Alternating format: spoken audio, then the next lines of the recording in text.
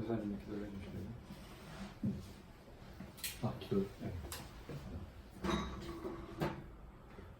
하나님, 주님을 믿는 믿음 안에 이렇게 또 함께 모이게 해주시고 또 하나님의 귀한 진리를 깨달을 수 있게 해주시면 감사드립니다. 저희보다 먼저 걸어갔었던 분들의 많은 노력과 결과에 대하여 저희가 깊이 검토하게 도와주시고 또한 과거의 유물로서 묻혀져 있던 것들에 대하여서 참으로 저희가 이 시간대 우리 시대에 살아야 숨쉬는 그런 가르침으로 적용할 수 있도록 저희가 깨달음을 얻을 수 있도록 저희의 눈을 밝혀주시옵소서. 우리 말씀 예수 그리스도 이름으로 기도드렸습니다.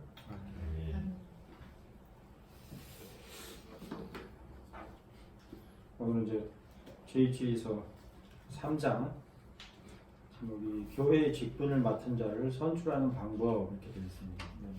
단순히 선출만 다루는 것이 아니고 좀 더 광범위한 그런 내용들을 다루고 있는데, 이제 우리가 교회 정체를 이해하는 데 있어서 첫 시간에 조금 언급을 했지만 교회를 이해하는 게 교회가 무엇인지 그 교회의 개념을 명확하게 갖는 게 중요하죠.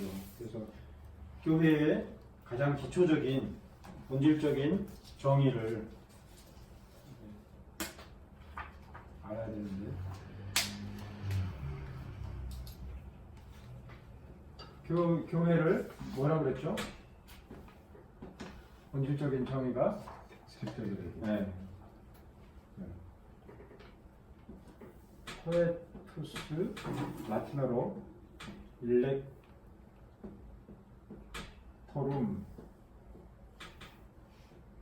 이렇게 얘기했는데, 이게 일렉토룸, 이게 택자, 그러니까 택자들의 회, 그죠? 요 개념이죠. 회집. 그러니까 이 개념이 이제 스코틀랜드 신앙고백, 그다음에 웨스트민스터 공의 신앙고 컴패션으로 공의 적용되는 그런 개념입니다. 요 택자들의 회집의 개념으로 교회를 설명하고 있는 것이 스코틀랜드 신앙고백서도 마찬가지고 웨스트민스터 신앙고백서도 그렇다는 것입니다. 1560년, 1645년, 47년 신앙고백인가요? 이렇게 고스란히 이어져 왔죠. 그래서 이제 중요한 게 교회의 그 회원들을 이해하는 데 있어서 중요한 게 그 선택, 하나님의 택하심인데, 우리가 하나님을 믿기로 선택하는 그 개념이 아니고 하나님께서 그 선택이 언제라 그랬어요? 작전 가운데서의 선택이기 때문에 창세 전에, 그렇죠? 우리가 태어나기 전 이삭과 야곱과 그런 인물들이 태어나기 전 복중에 하나님께서 성경에서는 복중에서 택하셨다 그렇게 언급을 하죠. 그러니까 선택이라는 것은 기본적으로 예정 안에서의 하나님의 일이다. 그래서 그러한 예정 안에서의 하나님의 선택 가운데서 비가시적인 천상의 교회가 성립을 하는 것이죠. 그래서 이러한 교회, 본질적인 교회의 특성은 한마디로 비가시적 교회, 이걸 얘기하는 거죠. 그러니까 본질적인 교회는 가시적 교회, 그러니까 지상에 있는 가시적 교회예요, 천상에 있는 비가시적 교회예요. 천상에 있는 비가시적 교회죠. 그래서 교회를 세우시는 분은, 그리고 교회를 성립케 하시는 분은 하나님이시죠. 경우에 따라서 이제 창세기에까지 소급을 해서 교회를 언급하는 그런 예가 있지만, 이러한 그 작정의 개념 가운데서는 교회의 개념은 하나님의 작정 안에서, 그래서 모든 역사를 통틀어서 교회를 설명하는 그런 개념이죠. 그에 반해서 이제 지상의 교회는 어떻습니까? 그러니까 비가시적 교회는 하나님의 선택에, 택하신 가운데서 교회가 구성되는 그런 개념이라고 한다면, 지상에서 우리 눈으로 가시적으로 보여지는 그런 교회는 올드 살루티스, 그러니까 구원의 서정 가운데서의 교회죠. 그 구원의 서정을 통해서 가시적으로 드러나는 그런 성격으로 가시적 교회가 있는 거죠.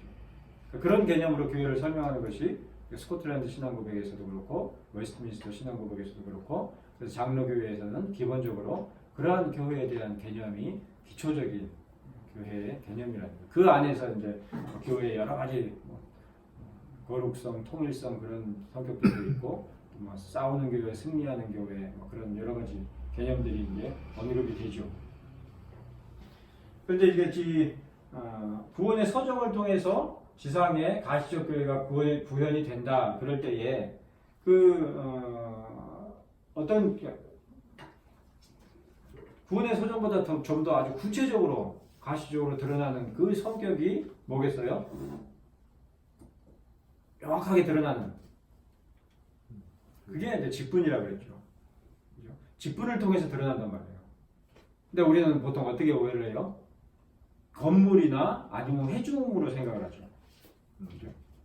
그런데 이제 장로교회는 그 점에서 이제 구별이 되는데 기본적으로 본질적인 교회는 하나님의 택하심 가운데 천상의 교회인데 그 천상의 교회가 이 땅에서 가시적으로 구현되는 것은 구원의 서정 가운데서고 그 구원의 서정 가운데서 가시적으로 드러나는 좀 더 분명한 성격이 교회의 직분이라는 거예요. 그래서 교회의 직분과 그 직분들이 수행하는 교회 정치가 장로교회에서는 아주 중요하죠. 또 오늘날 한국에서는 대부분의 장로교회들이 이런 직분의 개념이나 직분의 질서가 아주 다 흐트러져 있거나 아예 없는 경우도 있고 그런 상태죠.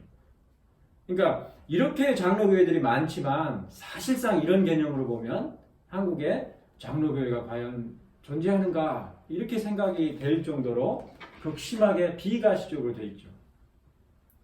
그러니까 건물을 세우고 회중이 모여도 이러한 직분과 그 직분들에 의한 교회 정치가 바르게 구현되지 못하면 그게 가시적인 교회의 성격을 드러내지 못하는 것이고 그 가운데서 구원의 서정도 제대로 드러날 수 없는 그런 교회의 개념이죠.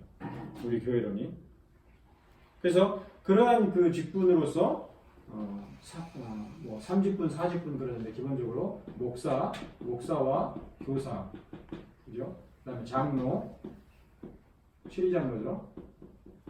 그다음에 집사 이렇게 직분이 나뉜단 말이죠. 분류되는 거죠. 그래서 이 목사와 교사는 이제 성경의 인물들 가운데서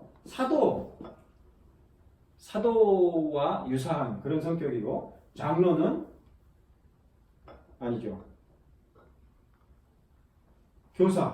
목사가 사도와 관련된 그런 개념이고 그다음에 교사는 이제 선지자, 그다음에 장로는 일반적으로 이제 구약 시대에서부터 있었던 그런 다스리는 자로서의 그러한 개념이죠.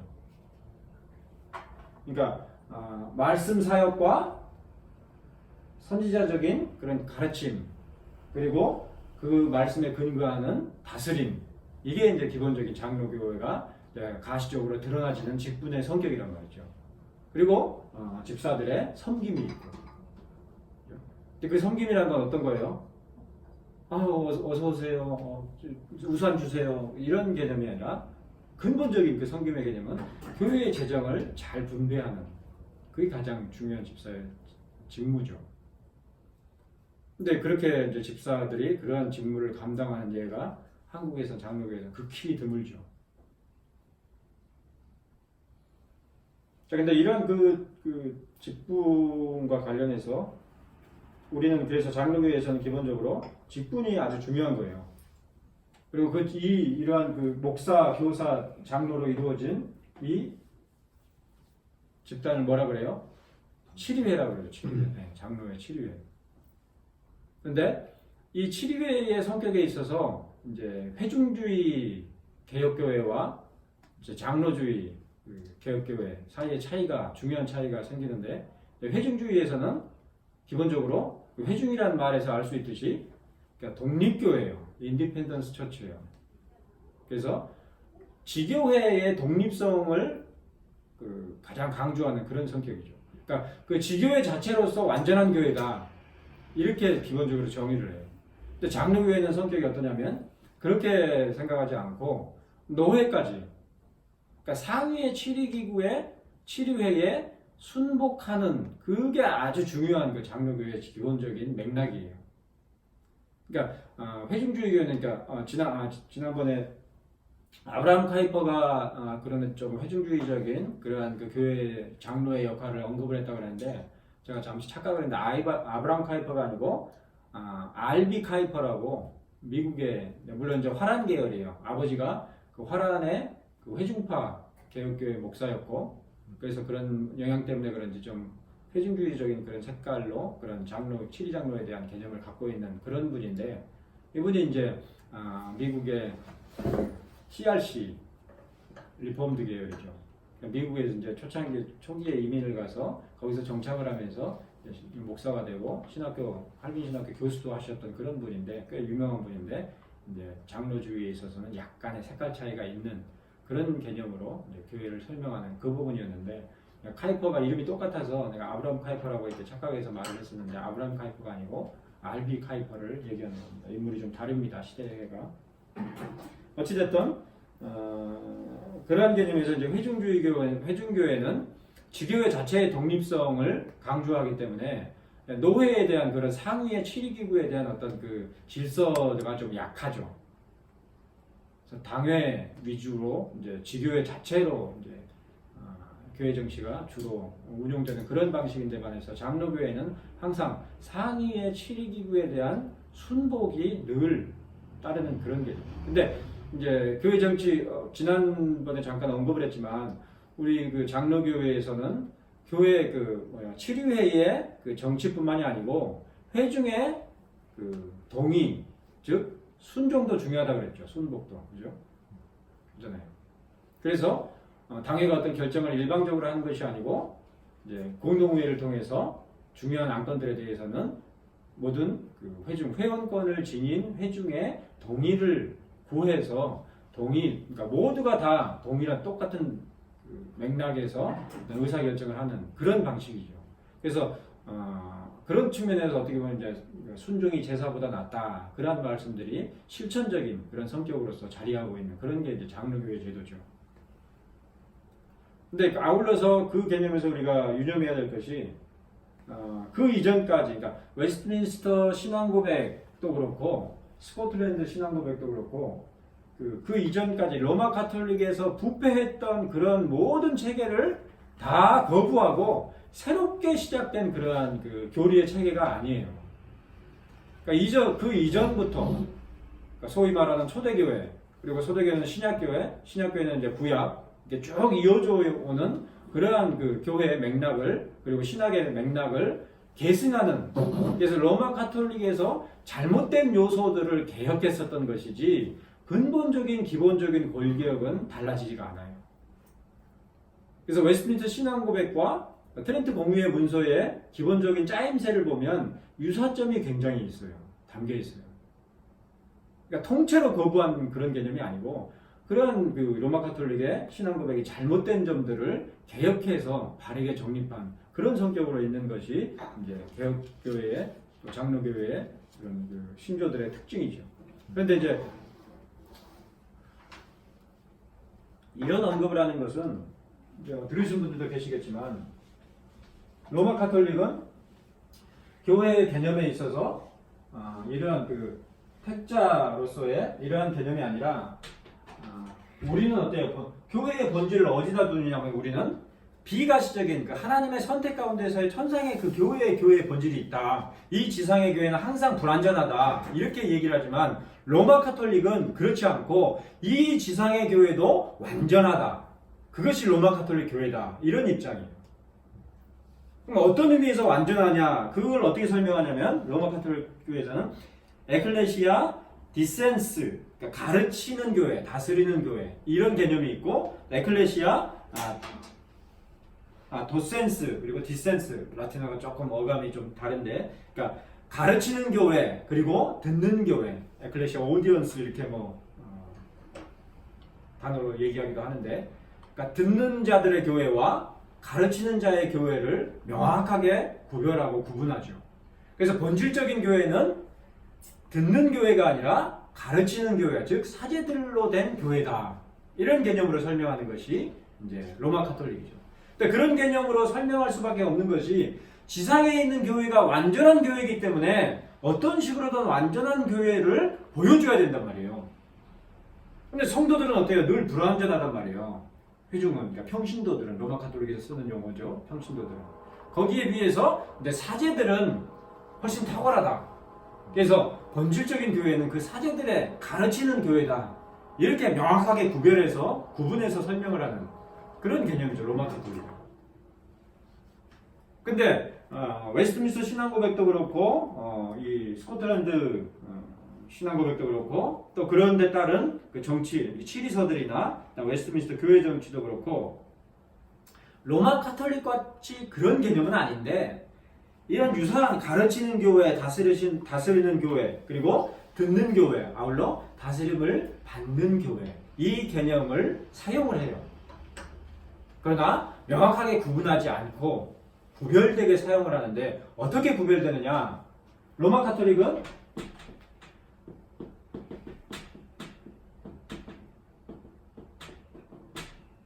사제들로 된 다스리는 교회 혹은 가르치는 교회와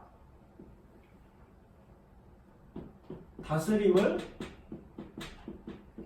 받는 교회 이게 이제 평신도죠.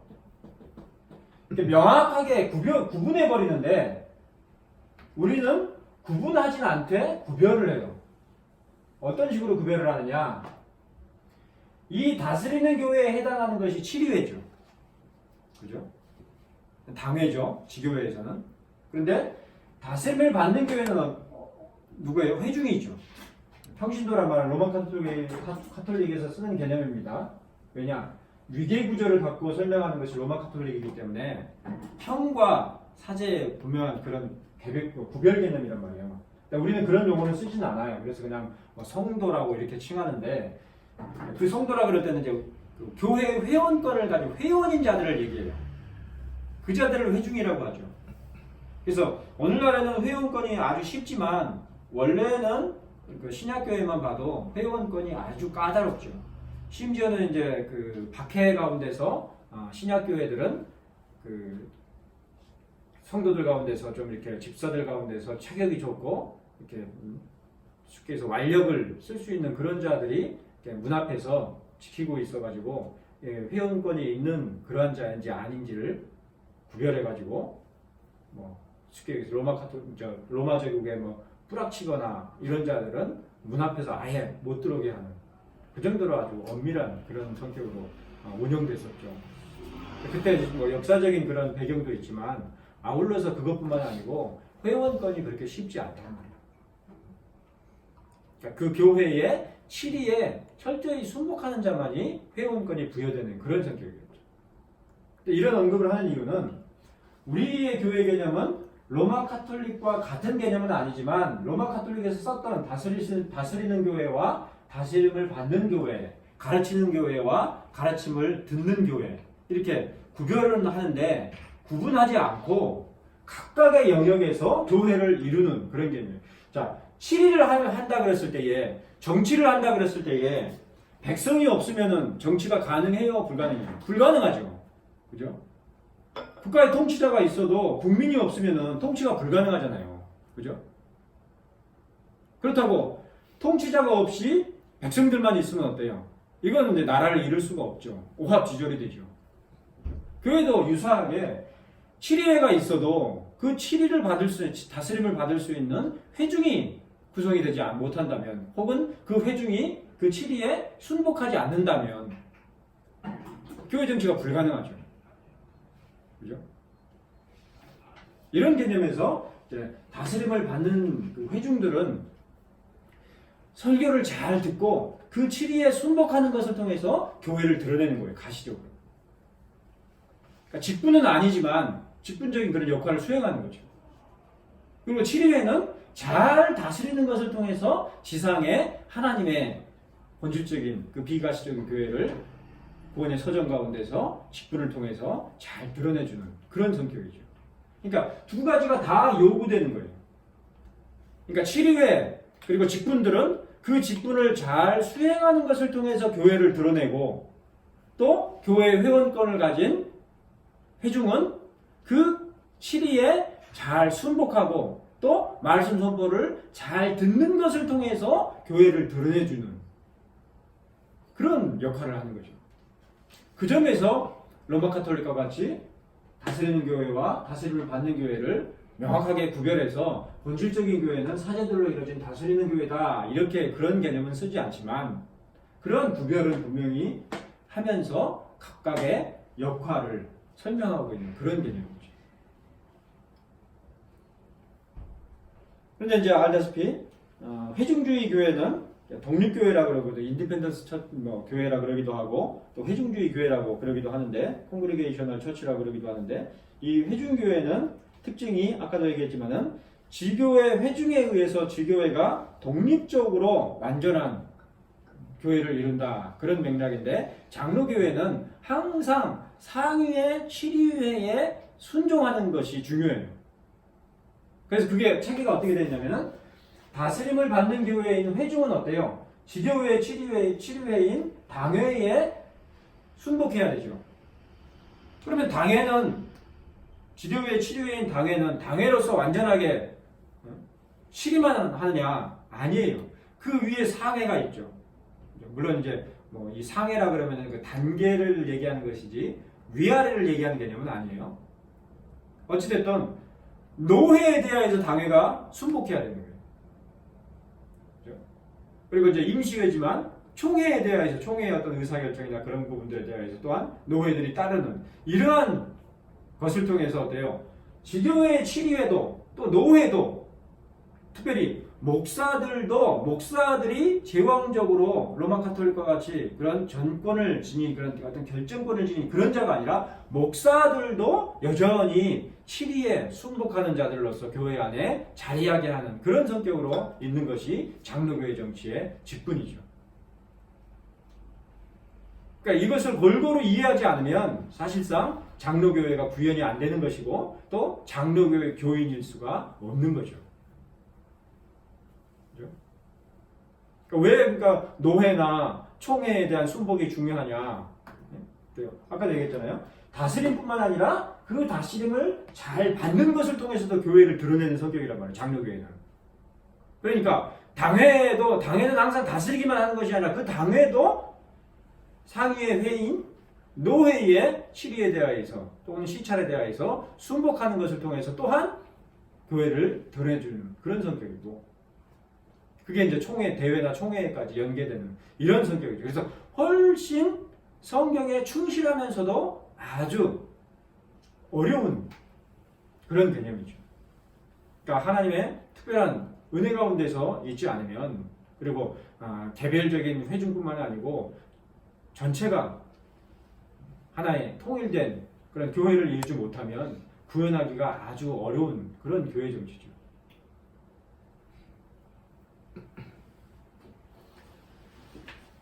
이러한 그 기본적인 그 직분의 이해를 바탕으로 해서 우리가 이제 그 직분의 선출에 대하여서 이제 3장에서 다루는 거예요.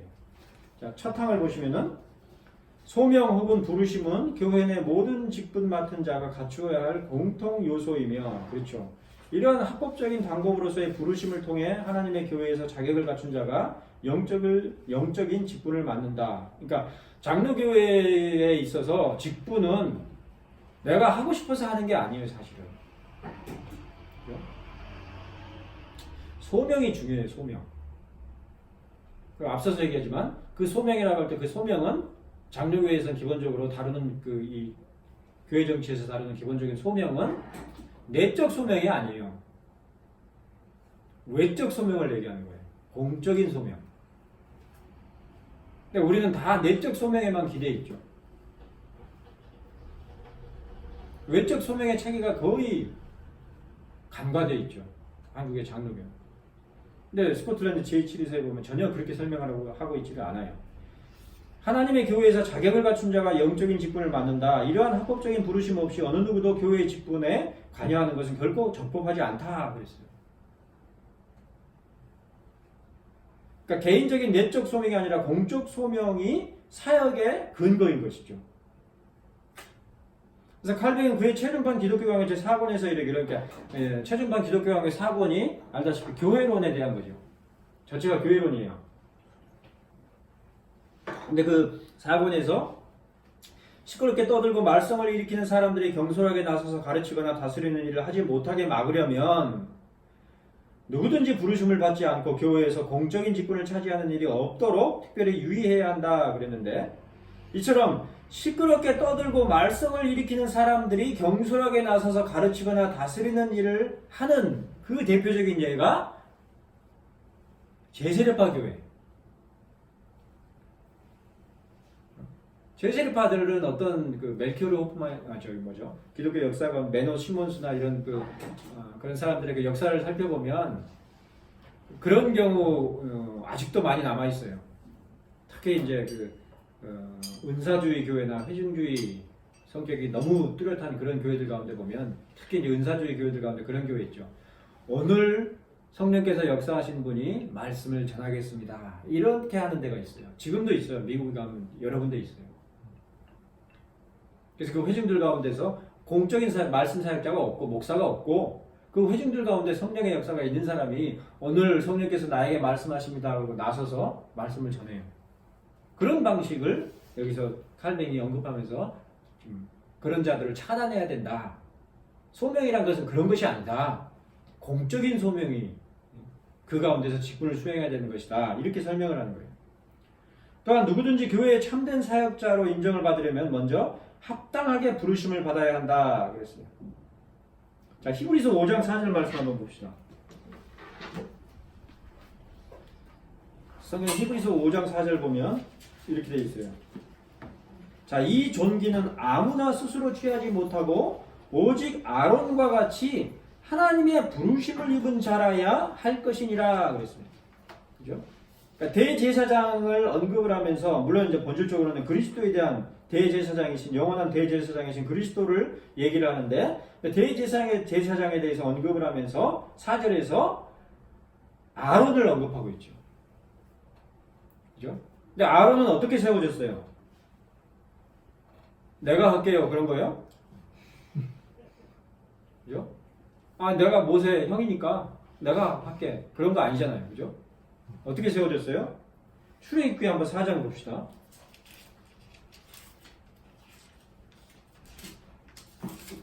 4장 27절 28절에, 자, 우리 동생이 한번 읽어주세요. 여호와께서 아론에게 이르시되 광야에 가서 모세를 맞으라 하시매 그가 가서 하나님의 산에서 모세를 만나 그에게 입맞추니, 28절도 모세가 여호와께서 자기에게 분부하여 보내신 모든 말씀과 여호와께서 자기에게 명령하신 모든 이적을 아론에게 알리니라. 예, 여기 보면, 자, 모세도 그렇지만 아론도 자기가 원했어요? 아니죠. 하나님이 택하셔서 부르셨죠. 그죠? 그렇게 나와 있죠. 그리고 또 6장 28절에서 7장 2절까지 보면, 자, 제가 읽어줄게요. 여호와께서 애굽 땅에서 모세에게 말씀하시던 날에 여호와께서 모세에게 일러 가라사대 나는 여호와라. 내가 내게 이르는 바를 너는 애굽 왕 바로에게 다 고하라. 모세가 여호와 앞에서 고하되 나는 입이 둔한 자이오니 바로가 어찌 나를 들으리까? 여호와께서 모세에게 이르시되 볼지어다 내가 너로 바로에게 신이 되게 하였은즉 내 형 아론은 내 대언자가 되리니. 이렇게 돼 있죠. 그리고 내가 내게 명한 바를 너는 내 형 아론에게 말하고 그는 바로에게 말하여 그로 이스라엘 자손을 그 땅에서 보내게 할지니라. 그러니까 모세도 그렇고 아론도 그렇고 하나님께서, 그러니까 모세의 약점도 또 모세의 그 부족함도 다 하나님께서 다 아시죠. 하나님께서 모세를 쓰시기를 원하는데 모세가 지금 나는 능력이 안 돼요 하고 거부하고 있는 것이 아니라 이미 하나님은 다 그런 것까지 다 아신단 말이죠. 그죠? 그래서 아론을 이미 염두에 두시고 아론을 하나님께서 소명을 분명히 주셨단 말이에요. 이렇게 이제 출애굽기에 기록을 하고 있죠. 이런 개념으로 이제 히브리서에서 아론을 언급하고 있는 것이죠. 그래서 이런 구약의 예를 보면은 그 직분을 수행하는 자들이 하나님의 그 사역을 수행하는 자들이 사역자들이 스스로가 아니고 하나님의 공적인 부르심의 바탕을 두고 사역하는 그런 자들이었다라는 것이죠. 이런 맥락에서 1절 그 1항에서 공적인 소명을 얘기하고 있는 것이죠. 또 이제 이후의 항들에서도 다루어지는데 그래서 장로교회의 소명이라는 것은 공적 소명을 얘기하는 거예요. 그러니까 사실은 천거죠. 부르심이죠.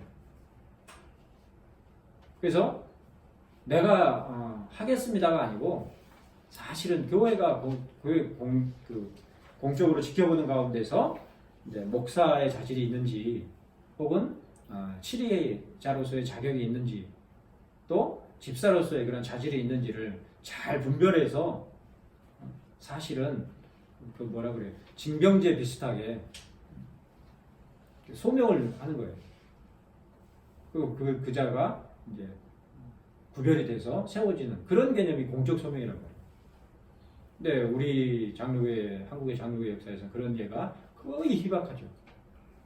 각자 도생, 자기가 알아서 기도원 가가지고 불 받으면 그때부터 신학복 하기 시작해서 풀려가지고 목사까지 하게 되고 또 그 잘 풀려가지고 대형교회 목사 되면은 다 그렇게 하는 거다. 이렇게 해가지고 다 판이 돼버린 것이 우리 장로교의 현실이라는 거죠. 근데 원래 스코틀랜드 제2치리서에서 다루고 있는 그러한 소명의 개념은 전혀 그런 개념이 아니죠. 자, 계속해서 그 맨 하단에 보면 선거를 통하여 이렇게 되어 있죠. 64쪽에 두 번째 패러그래프에 두 번째 행에 보시면 모든 적법한 절차를 간과하고 교회의 직무를 감당하는 신뢰들이 일찍이 제세례파들의 경우 가운데서 찾아볼 수 있었다. 그죠? 아까 설명을 했죠. 현대의 장로교들 그 가운데서 장로교들 가운데서도 선거를 통해 합법적으로 세워지는 직분의 절차를 무시되고 교회에 가르치는 직무를 수행하는 일들까지 횡행하는 예는 제2치리서에서 볼 때 결코 적법하지 않은 현상들이다. 그러니까 가르치는 사역자로서 세워지지 않았는데 교회에 가르치는 사역을 감당해서는 안 되는 거죠. 질서를 흐트러뜨리는 거죠. 그런 자들은 교회가 공적으로 그 자를 분별해서 천거를 하거나 그렇게 해서 세워져야지 지금처럼 우리는 사실 무질서해져 가지고 집사 직분이나 장로, 치리장로의 직분인데 다스리는 일뿐만이 아니고 또는 집사의 직무만이 아니고 가르치는 사역을 해버리는 그런 예들이 많단 말이에요. 예전에는 그래도 1, 2세대까지는 그래도 조선예수교 장로교에 조금 엄밀한 전통이 남아있어가지고 강단 교류가 함부로 되지 않았죠. 그래서 아무나 강대상에 설 수가 없었어요. 아무나 설교자로 세우지 않았어요. 그런 전통이 아직은 좀 목회자들 경우에 남아있어서 목사들은 함부로 안 세우는데 그러다 보니까 소위 강사라는 타이틀로 해가지고 이제 가르치는 소명을 공적으로 받지 않은 자들에 의해서 가르치는 사역이 수행되는 그런 예는 제2치리서에서 하지 말도록 그렇게 언급하고 있죠. 그렇게 사역을 하고 싶으면은 공적 소명을 받아서 그 직무를 수행하는 직분을 받아서 행하도록 그렇게 언급하고 있는 거예요. 칼빈도 마찬가지 설명이고. 왜냐? 칼빈 당시에 제세례파들이 그런 엄청난 무질서를 퍼뜨려 놔가지고 아직까지도 그 잔재들이 남아있거든요. 그러니까 장로교 정치가 다 무너져 버리니까 요새는 어떤 일들도 벌어지냐면은 그런 예를 뭐 미국이나 그런 데서 보고 와가지고 너무 지금 본질적이고 순수한 교회다. 얼마나 직분도 없고 다 같이 하나님 안에서 같은 그냥 성도로서 얼마나 보기 좋냐. 우리도 그런 걸 배워야 된다. 이 지경이 됐단 말이죠. 이런 역사를 모르니까 그런 거죠. 그래서 한마디로 합법적인 교회의 부르심이 없이는 누구도 교회의 직분을 맡을 수 없다. 가르치는 직분에 대해서만 얘기를 했지만 치리장로의 직분도 마찬가지고 집사의 직분도 마찬가지죠. 지난주에 언급을 했지만 교회의 어때요? 항존직의 중요한 개념이 뭐였어요? 그 세 직분이 항상 있어야 된다 그랬죠. 그죠? 그게 이제 설립 기준이 그래서 있는 거예요. 목사, 장로, 집사, 보통 이제 장로를 세우는 기준이 15인 이상 혹은 20인 이상 그런 기준이 있는 이유가 그 정도 회중이 모이면 그 가운데서 그 직무를 수행할 자를 세워서 목사만 있는 것이 아니라 목사, 치리장로, 집사가 다 그 직무를 수행해 각각 구별되게 직무를 수행해야 그때부터 이제 정식 교회의 직제가 세워져 있는 그런 형태가 되는 거죠. 근데 그런 개념을 모르니까 목사 혼자 개척을 해놓고서는 자기가 해보니까 자기가 일방적으로 다 의사결정을 하니까 좋단 말이에요. 물론 이제 성도가 얼마 안 되고 내가 다 해야 될 때는 힘들지. 근데 힘든 건 잠깐이고 금방 성도가 불어났어요. 그래서 몇백 명 됐어. 내 뜻대로 하고 싶어. 그러니까 장로를 안 세워요. 집사도 함부로 안 세워 막 자기 혼자 해요. 근데 그건 장로교회가 아닌 거죠. 이미 제2질서에서 그런 부분에 대해서 언급을 하고 있단 말이에요. 이런 부분들도 우리가 모르니까 아직도 공공연하게 장로교회라는 타이틀을 걸고서도 그런 회중주의 교회도 아니고 심지어는 제세립파들이나 하는 그런 짓을 하고 있는 거죠. 여기 뭐 합법적으로 세워진 직분의 절차가 무시되고 교회에 가르치는 직무를 수행하는 일들이 있다는 게 아까 뭐 강사라고 말씀하셨는데 뭐 어떤 건지 좀 구체적으로 말씀해 주세요. 어떤 좀 감이 잘 안 잡혀요.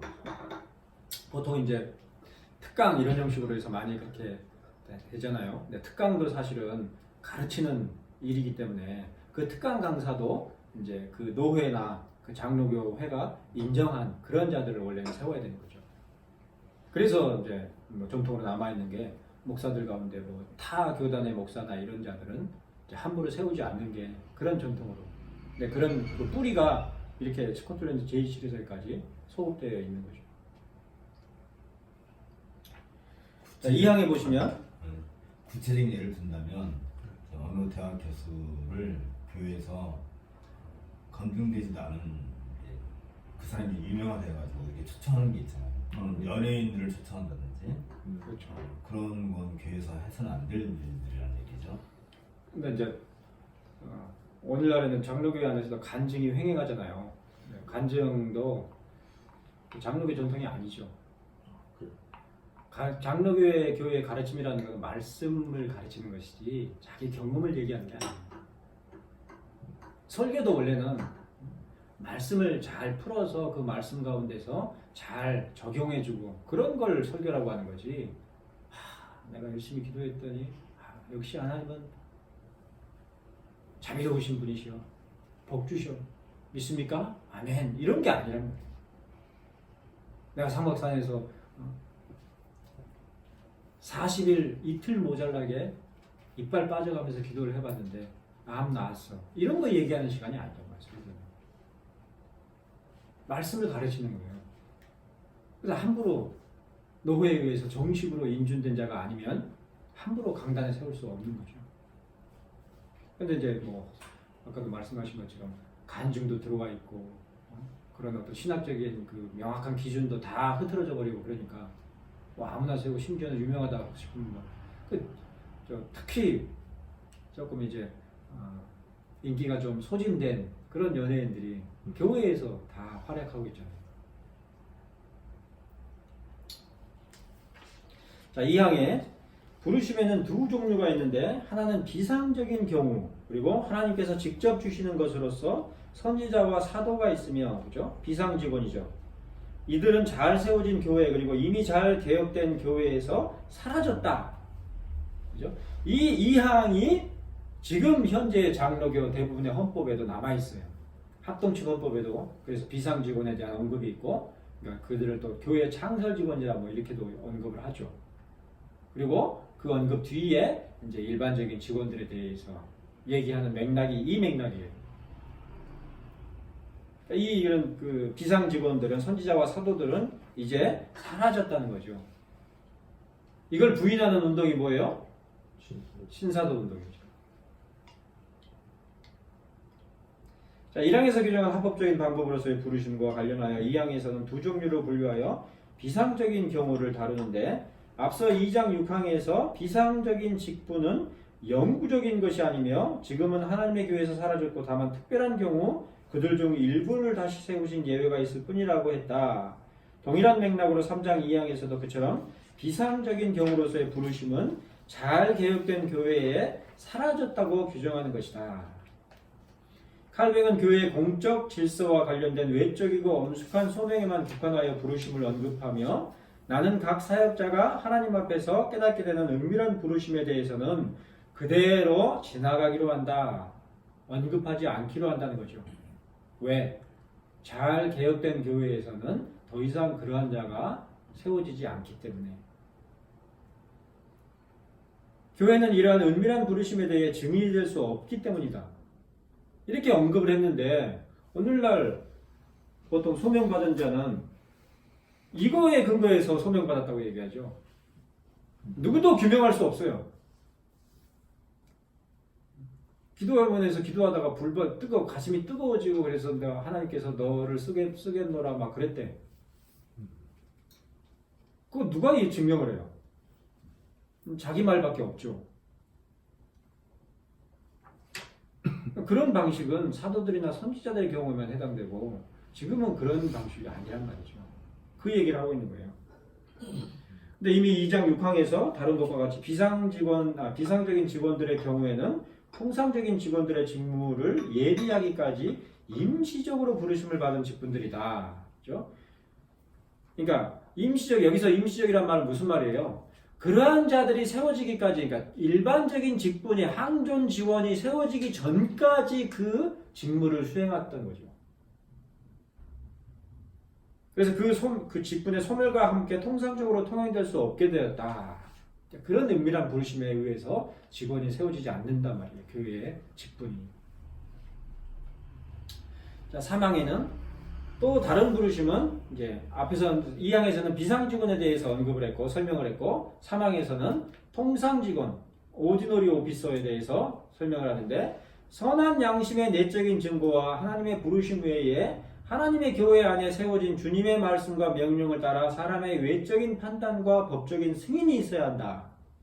이 문구가 핵심이죠. 하나님의 교회 안에 세워진 주님의 말씀과 이 말은 무슨 말이에요?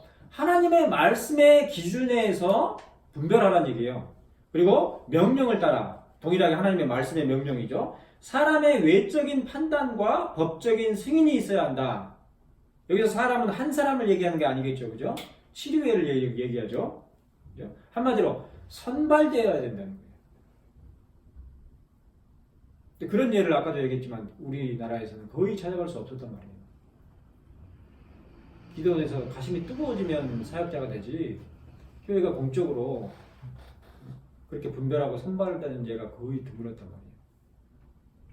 그래서 오직 사람의 마음을 아시는 하나님 앞에서의 선한 양심의 증거 없이는 어느 누구라도 어떠한 것이든 교회의 직무를 감당해서는 안 된다.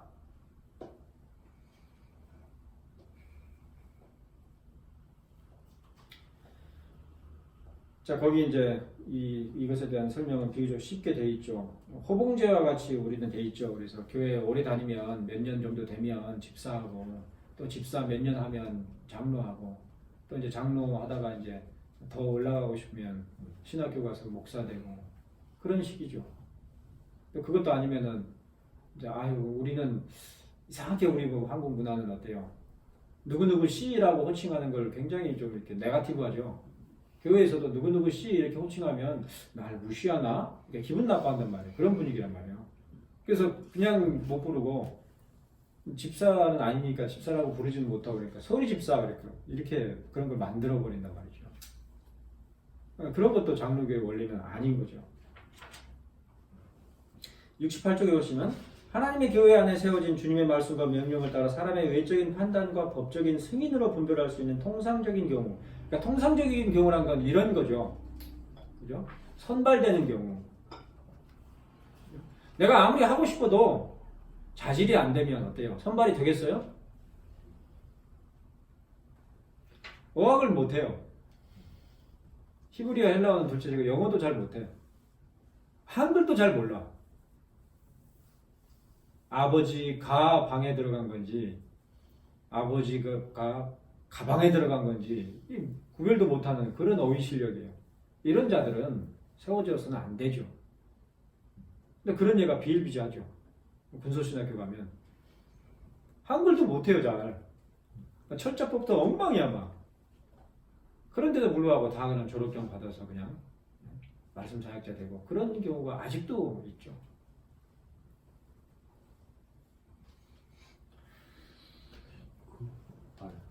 예.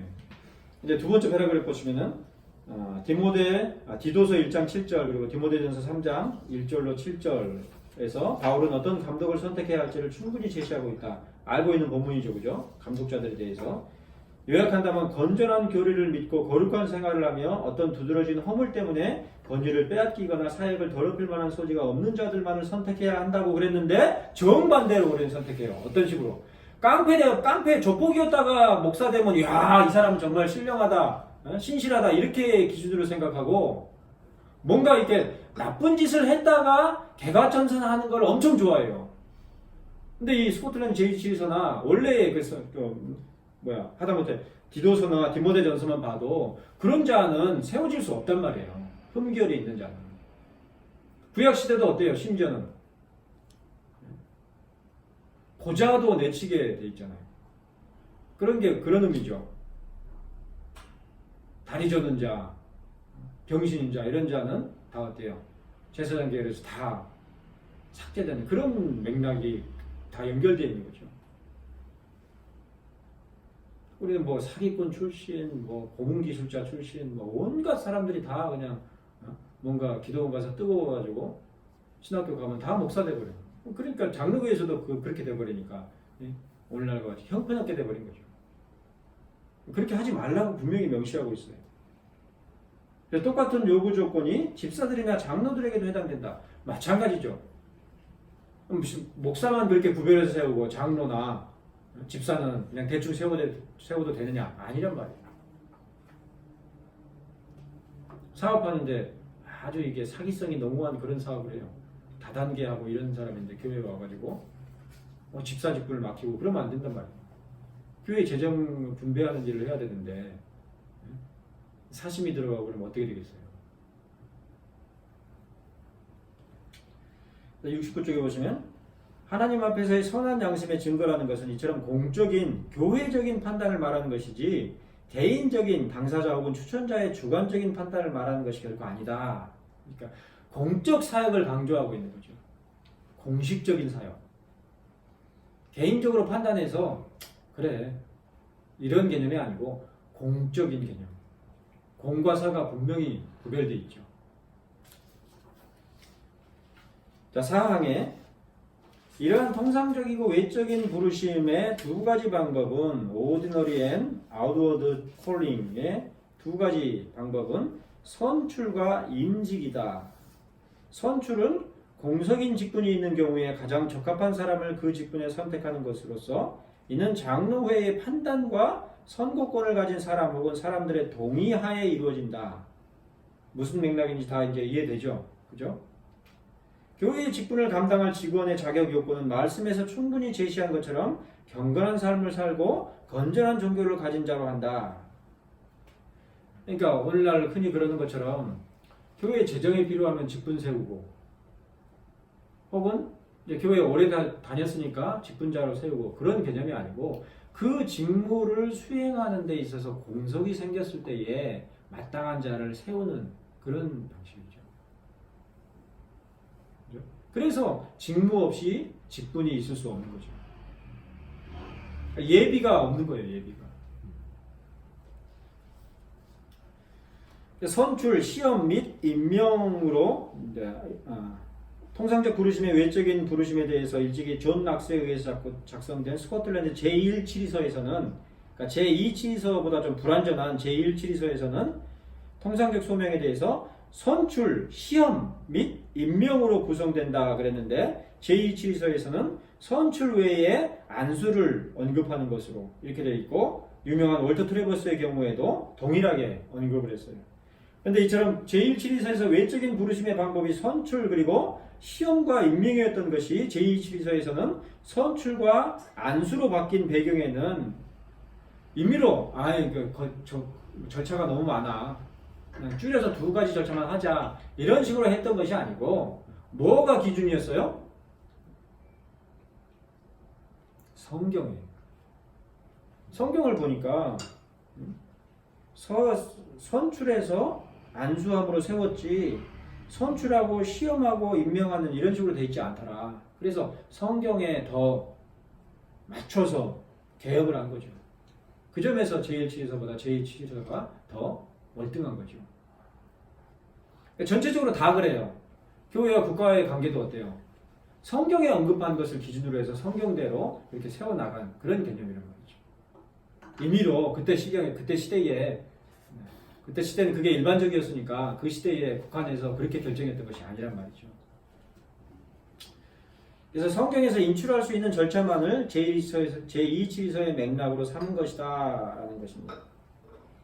각주 30번에 보시면은 후반부에 보면은 처음 천거에서부터 엄밀하게 경건한 삶을 살고 건전한 종교를 가진 자라고 하는 판단이 전제되는 의미다. 따라서 그러한 의미로 볼 때에 직분을 맡을 자들의 선정에 있어서 아주 엄밀한 판단의 기준이 요구되는 것이다. 엄격하게 선발해야 된단 말이죠. 자, 특별히 제2치리서는 71조 본문에 외적인 부르심에 근거한 직분의 선출과 관련하여 공석인 직분이 있는 경우에 가장 적합한 사람을 그 직분에 선택하는 것이라고 했는데 그 말은 교회의 직분이 그 직무의 필요에 따라 있는 것이지 다른 어떤 부수적인 의도나 배경이 있을 수 없음을 전제한다는 것이죠. 그러니까 예비로 세우거나 아니면 교회의 재정이 필요하니까 그냥 돈 받으려고 세우는 그런 게 아니란 말이에요. 그러므로 교회의 회중과 장로회 회원들은 교회가 필요로 하는 직분에 공석의 하나에서 가장 적임자를 천거하여 선출하도록 해야만 하는 것이다. 그래서 각주 31번에 보시면은 현대의 교회들에서 사역자들 혹은 직분의 필요와 수급에 상관이 없이 정기적으로 혹은 의도적으로 사역자나 직분자를 선출하는 것은 이러한 맥락과 정반대의 풍조다. 오늘날 특히 이제 이미 대표적인 직분인 목사 직분이 이러한 포화 상태죠. 장로교회는 어때요? 목사를 어떤 자만 세우는 거예요? 반드시 목사 안수를 받으려면은 반드시 필수적인 요건이 뭐예요? 네. 교회에 지교회에 청빙이 있어야 되죠. 그러니까 담임 목사 청빙을 얘기하는 것이 아니고 그 지교회가 이자를 목사로 세워서 그 직무를 감당하게 하기를 원한다 하는 그런 공식적인 부름이 있어야지만이 목사 안수를 받는 그런 형식이에요. 그러니까 목사 되기가 아주 쉽지 않죠. 근데 우리는 그냥 막 세웠단 말이에요. 저 같은 경우도 참 마찬가지였죠. 교회 개척을 담보로 목사 안수를 받았죠. 그렇게 되면 안 되는 거죠. 왜 그래요? 직무를 수행하는 자가 직분이기 때문에 직무 없이 직분으로 세워질 수 없단 말이에요. 일 없이 그 직을 감당해서는 안 된단 말이에요.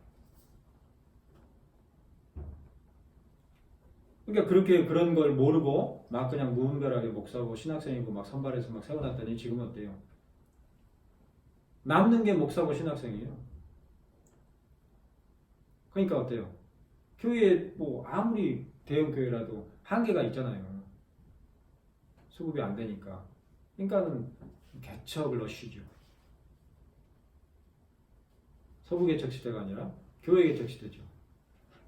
막 개척에 열정이 넘쳐서 개척하는 게 아니라 갈 데가 없으니까 개척하는 거예요. 그래서 대부분의 상가 지하는 다 교회가 예배당이 자리하고 있죠. 그런 현실이죠. 그리고 그런 예배당일수록 둘 중에 하나예요. 제일 많은 거는 하나님의 성회고 그 다음이 장로교회.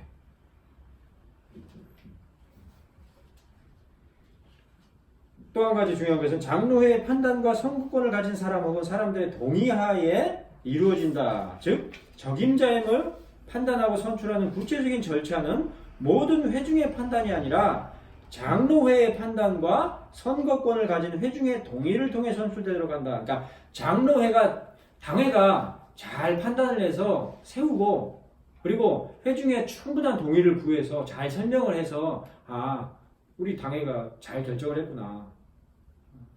이렇게 진행이 되도록 해야 된다는 것이죠.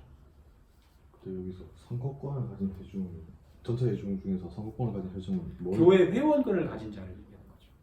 그러니까 교회 회원이라는 것은 선거권을 가진 회원을 얘기하는 거죠. 그게 아닌 자, 이를테면 뭐 교회 온 지 얼마 안 돼서 아직 교회 회원이 되지 못한 그런 자들은 제외인 거죠. 그렇죠? 요즘에는 딱히 그런 거는 그냥 등록하는 과정이 있을 뿐이 딱히 그런 거. 요새는 그냥 오자마자 등록하라고 그러죠. 그런 경우도 허다하죠. 원래는 그렇게 하면 안 되는 거죠. 누군지 어떻게 알아요? 신천지인지 어떻게 알아요? 어떻게 알아요?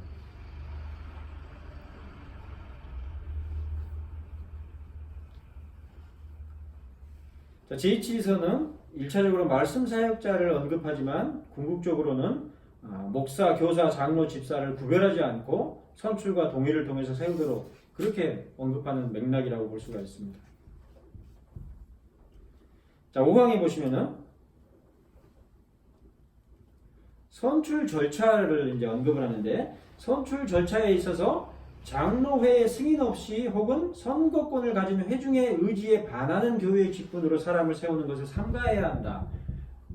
여기에서 이제 그 소위 말하는 오늘날 적합한 용어는 아니지만 그 교회 세습이라는 그런 것들이 여기에 저촉이 되죠. 교회 회중이 공식적으로 다 동의하는 경우도 있어요. 그건 세습이라고 칭할 수가 없죠. 그런데 회중의 반대가 다수 있어요. 그런데 묵살해버리고 세워지는 그런 예는 이제 세습이라는 말이 붙을 수밖에 없게 되는 거죠. 그러면 교회가 사실 저도 예전에 좀 궁금했던 건데, 교회가 크든 작든 사실 뭐 보통 뭐 작은 교회는 계승이라고 칭찬해 주는데, 큰 교회라 하더라도 정말 그 교회 교인 다수의 교인들이 우리가 어렸을 때부터 이렇게 봤는데 아들 봤는데 괜찮더라. 그래서 우리는 받기로 했다면 전혀 문제가 없는 거 아니에요? 저는 그렇죠. 공식적으로는. 저는 그게 뭐 교회 교인들이 문제 없다고 하는데 왜 딴 데서 밖 외국인들이 난리냐 이런 생각을 하긴 했었는데. 그런데 이제 그 내용도 그 하나의 사안만 가지고서는 판단하기가 사실은, 이를테면 교회 성도들이 이런 교회 정치를 전혀 몰라요. 그냥 목사님이 내가 열심히 기도를 해봤더니 하나님의 뜻이 그런 것 같소이다. 제가 경험을 했으니까. 네. 합동축의 대형 교회에서 후임 목사를 세웠는데 몇 번 다 속된 말로 다 이렇게 나가셨단 말이에요. 그러니까 하나님의 뜻은 내 아들에게 있는 것 같다. 그러니까 어떤 식으로 또 절차를 또 어떤 식으로 했냐면, 무기명 비밀 투표를 해야 되는데 반대하시는 분 일어나세요. 이렇게 해버렸어요. 그거는 너무 이제 대놓고. 그러니까 내가 얘기하는 거는 이런 식으로 그 절차나 교회 정치를 모르는 가운데서 어떤 그런 그 회중이 판단을 했다고 한다면 그런 경우도 있을 수 있기 때문에 그 사안 하나만 놓고 얘기하기는 쉽지 않은 문제지만, 그러나 일반적으로 교회의 그 이러한 절차를 거쳐서 회중의 동의가 충분히 있고 또 당의 결의가 앞서서 있는 그런 방식이라고 한다면 사실은 합법적이라고 볼 수 있다는 거죠.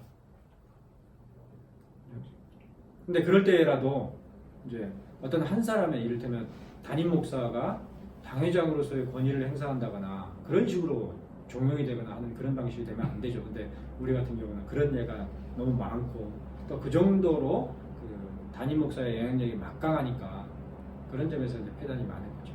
제3자가 봤을 때도 절차상으로 하자가 더 투명하다고 판단이 될 정도라면 이어반 자체는 원칙적으로는 문제가 없다는 그런. 아니 성경에 아들의 계승해서는 안 된다는 그런 예가 있어요. 성경에. 그러니까 요즘에 보면 마치 이어받는 것 자체가 무슨 죄악인 것처럼 그렇게 말하는 사람들이 많아가지고 저는 생각 좀, 아니 교회가 다 문제 없다고 봐야 된다고 하는데 왜 외국인들이 난리냐. 그러니까 그때도 그럴 때도 그 교회라는 건 아까도 얘기했잖아요. 회중주의 교회처럼 그 지교회 당회가 그냥 다 결정해서 하면 끝이다 이게 아니고 노회까지 다 정상적으로 다 진행을 해야 되는데, 그런 점에서 결격이 있는 예들이 다수 있기 때문에 그 사안을 이렇게 쉽게 판단 내리기는 어렵다는 거죠. 그러나 이제 일반적으로 원론적으로 봤을 때는 그 아들이 계승하는 문제에 대해서 꼭 그렇게 세습이란 말을 그렇게 적용할 수 있는 건 아니다라는 거죠. 그러니까 저는 그 문제가 있어서 그 법 같은 거 만든 거 아닌데 세습금지법 같은 게 그게 참 좀 저는 좀 그랬던 거죠. 그렇지만 작은 교회도 이어받지 못하는 게 원칙적으로는 다 똑같이 적용돼야 되는 건데 물론 그게 폐해가 있어서 그런 건 제가 충분히 이해를 하는데 그 법으로 만들어서 이건 절대 안 돼 박아버리는 건 너무 자의적인 거 아닙니까? 그건 그러니까 그 점은 이제 교회가 타락해서 그런 거죠. 그러니까 거기는 제가 충분히 이해를 하고 저 동의를 하는 뭐 상당히 필요할 것 같다 생각하는데 원칙적으로 봤을 때 원칙적으로 교회 안에서는 셋이라는 용어가 없어요. 원칙적으로 놓고 한다면 장로 아들이 장로되고 셋이라고 하나요? 이제 그렇게 얘기되면 아니 그럼 하다못해 그 미자립 교회일지라도 네. 똑같이 적용돼야죠. 그러니까 저는 그 생각하고 근데 그렇게는 생각 안 한단 말이죠. 결국 그렇게 한 사람들도 결국 돈이나 권력이나 그런 거 위주로 생각하니까 무조건 이렇게 큰 교회에게만 적용해야 된다 이렇게 생각하는 거 아니냐. 그러니까 이제 그런 개별적인 사안들을 놓고 이렇게 접근을 해 나가면 사실 이렇게 그 얘기할 거리가 너무 번잡해지고 중요한 거는 이런 그래서 제2체제를 우리가 공부하는 게 기본적인 장로교 정치의 맥락이 뭔지를 알면 그런 문제는 자연스럽게 해결이 되는 거죠. 자, 5번 보겠습니다. 선출 절차에 있어서 장로회의 승인 없이 혹은 선거권을 가진 회중의 의지에 반하는 교회 직분으로 사람을 세우는 것을 삼가해야 한다. 공석이 아닌 자리 혹은 이미 기존에 맡은 자가 있는 경우에는 직분을 세워서는 안 된다. 유급사역자라 불리는 사람들에 대해서는 적법한 부르심과 선출된 사역자의 사례 외에 그 어떤 것도 허용하지 않는다. 이게 이제 소위 말해서 촌지를 받지 않는, 받아서는 안 되는 게 요 맥락이죠. 그래서 이제 73쪽의 그 설명 부분 첫 번째 패러그래프 이제 아래서 세 번째 줄 보면 교회에 대한 이해에 있어서 기초적인 것이 바로 얼마나 성경에 충실하게 교회를 운영하느냐에 따라서 교회가 뚜렷하게 보이기도 하고 흐릿하거나 심지어 사라져버릴 수도 있다는 개념이다. 이게 아주 중요하죠. 그런 개념이란 말이에요. 장로교회는. 그러니까 장로교회 정치 없이는 장로교회가 있을 수 없는 거예요. 그 점을 알아야 돼요. 근데 가장 안 되고 가장 모르는 게 장로교회 정치죠. 자, 언급한 바 교회에 대한 기초적인 이해와 개념 가운데서 볼 때 교회가 이 지상에 가시적으로 드러남에 있어서 교회의 토지와 연계된 직무를 수행하는 직원들이 필수적임을 알 수 있다. 그죠? 그래서 직분이 어지간합니까? 15인 이상이 되면 반드시 장로를 세우고 집사를 세우고 이렇게 해야 된단 말이에요. 즉 교회의 직분은 근본적으로 교회를 가시적으로 드러나게 하는 일에 직접적으로 연계되는 것이다. 따라서 그러한 직무를 수행할 수 있는 적합한 직분자를 세우는 것은 교회를 가시적으로 드러나게 하는 데 있어서 필연적으로 중요하다. 항존직이란 용어를 우리가 이해하는 데 있어서 요 점이 기본적인 맥락이에요. 항상 있어야 된다. 그 말은 그 직 자체가 그 사람에게 항상 있는 말이 있다는 말이 아니다. 그것만 우리는 알고 있는데 그거보다 더 중요한 것은 교회라고 할 때 기본적으로 목사, 장로, 집사 직분이 항상 있어야 된다는 거예요. 그때부터 공식적으로 교회라고 보는 거죠. 왜? 직분에 의해서 그 직무가 수행되므로 교회가 가시적으로 드러나기 때문에. 그러니까 뭐 몇천 명이 모여 있는데도 장로를 안 세운다 그러면 스스로 교회의 길을 포기하는 거죠. 특히 장로교회는. 그것에 대한 무지로 말미암아서 그런 짓을 하는 거죠. 아울러서 적합하지 않은 직분자는 교회를 불가시적으로 만든다. 지금 그렇잖아요. 장로건 목사건 집사건 다 적합하지가 않은 자들이 그 직무를 수행하니까 어때요? 자기가 지금 맡은 직무가 뭔지를 몰라요. 가장 심각한 건 어느 직분이에요? 목사 직분이죠. 목사 자신이 말씀을 가르치는 것과 또 그 교리를 바르게 가르치고 고수하는 그것에 있어서 자기 직무인데 그 직무를 제대로 이해하는 목회자들이 드물단 말이에요. 심각한 거죠. 목사가 모르는데 누가 알겠어요?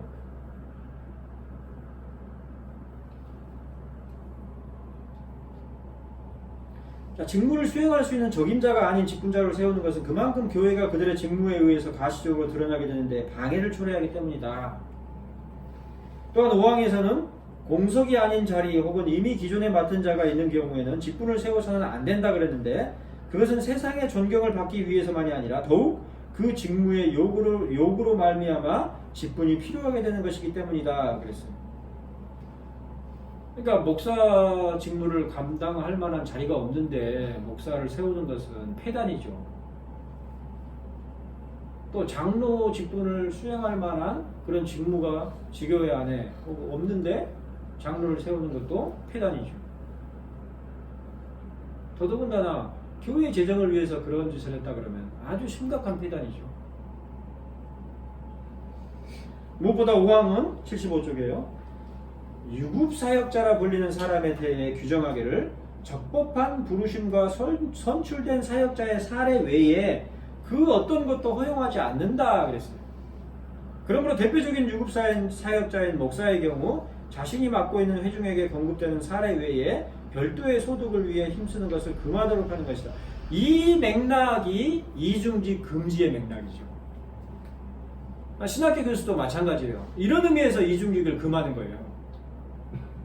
그러니까 교수로서의 사례를 가지고 그 교수로서의 직무를 수행하는 것이 그 직의 본분이지 그 이외의 것을 탐하도록 하지 않는 것이죠. 마찬가지로 원래 이제 우리나라 지금 우리 현실은 특히 이제 개척교회 목사들 같은 경우는 너무 사례가 없죠. 소득 신고할 게 없어요. 저 같은 경우만 해도 소득 신고할 게 없어요. 그러니까 어때요? 이중직을 안 할래야 안 할 수가 없죠. 언제까지 사모만 일해야 해요? 빨리 시정해야 될 내용이죠. 하다못해 노예가 나서서라도 그런 문제를 해결해서 최저 생활비라도 지급을 하면서 이중직 하지 마십시오 그래야지. 그냥 이중직 금지 조항만 있으면 뭐예요?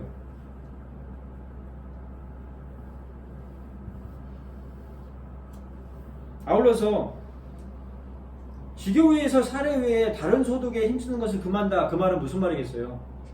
지교회가 그 목사를 충분히 먹여 살려야 된다는 얘기죠. 현실로 한 달 생활비가 그 가정에 300만 원이 필요한데 그 지교회에서 사례가 100만 원밖에 안 돼요. 그러면서 선교도 보내고 구제도 하고 다 해. 문제가 있는 거죠. 우선적으로 그 사역자의 생계를 교회가 특히 집사들이 의식을 가지고 보장을 해줘야죠.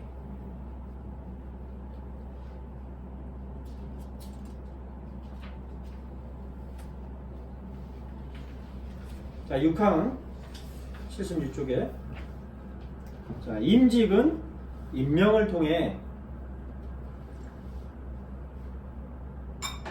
하나님과 그의 교회가 훈련이 잘 되고 자격이 있다고 판단한 사람을 거룩하게 하고 구별하기 위함이다. 그래서 안수식은 금식, 간절한 기도, 그리고 장로회의 안수례다. 예전에는 어때요? 지금도 많이 그러죠. 담임 목사 청빙을 앞두고 금식하는 이유가 이런 맥락이죠.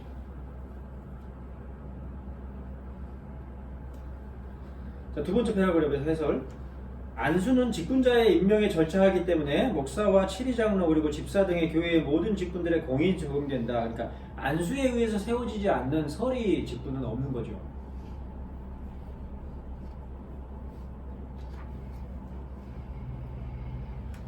(77쪽에) 보시면 따라서 칼뱅도 이르기를 안수는 누군가를 교회의 사역을 위하여 불러 세울 때마다 사용한 엄숙한 예식이라 했다. 이처럼 교회의 직분자를 세우는 일은 지상의 가시적인 교회를 드러나도록 하는 아주 중요한 의미를 담고 있다. 그래서 안수에 의해서 그 직분들이 세워지는 거죠.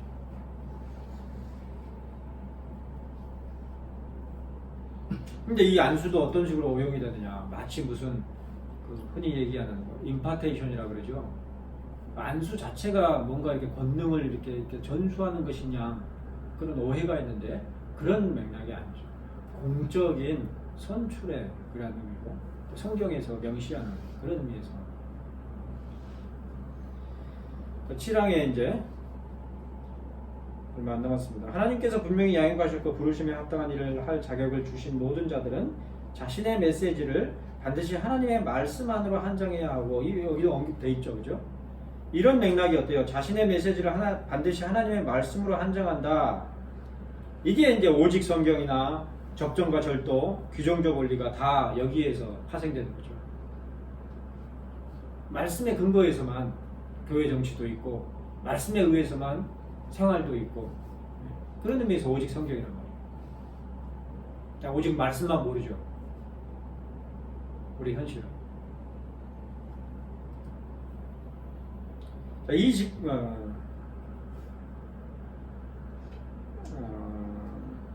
이러한 직분을 맡은 자, 그 지경을 넘지 말아야 한다. 그렇죠? 그 말씀에서 규정하고 있는 그 지경을 넘지 말아야 된다는 거예요.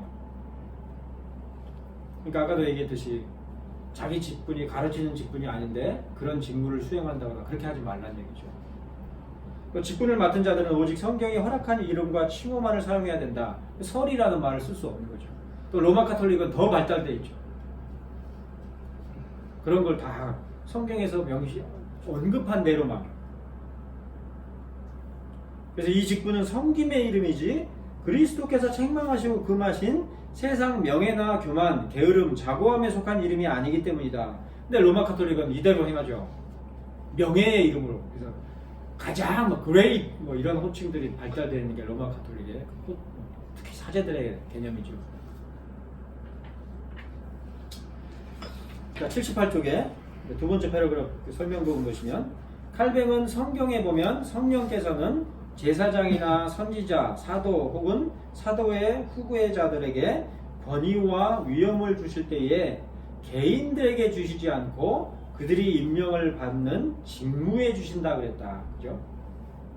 그 일에 주신단 말이에요. 임파테이션 불가능한 거죠. 그게 사람에게 부여되는 것이 아니라 그 직무에 부여되는 거예요. 그러면 그 직분은 어떻게 됐어요? 그 직무를 하나님의 말씀의 규정에 따라서 바르게 수행해야 되겠죠. 그때 권위가 서는 거예요. 마찬가지로 말씀 사역자인 목사는 성경에 충실한 설교와 가르침을 할 때 권위가 서는 거죠. 오늘날 목사의 권위가 실추된다는 것은 뭘 반증하는 거예요? 말씀의 권세가 없다는 거예요. 권위만 있지. 어디 목사의 권위에 이런 권위의식만 있지 권세가 없단 말이에요. 말씀의 권세가.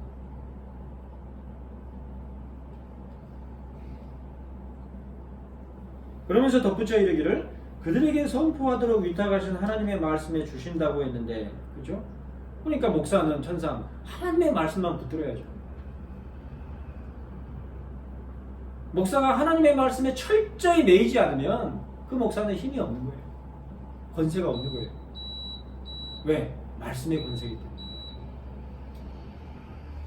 그러므로 여기서 1차적으로 다루고 있는 교회의 목사만이 아니라 모든 직분들도 마찬가지로 언행과 행실을 하나님의 말씀 안으로 한정해야 하고 그 지경을 넘지 말아야 한다. 그러니까 치리장로들도 권면을 할 때 어때요? 말씀을 알아야 권면을 하죠.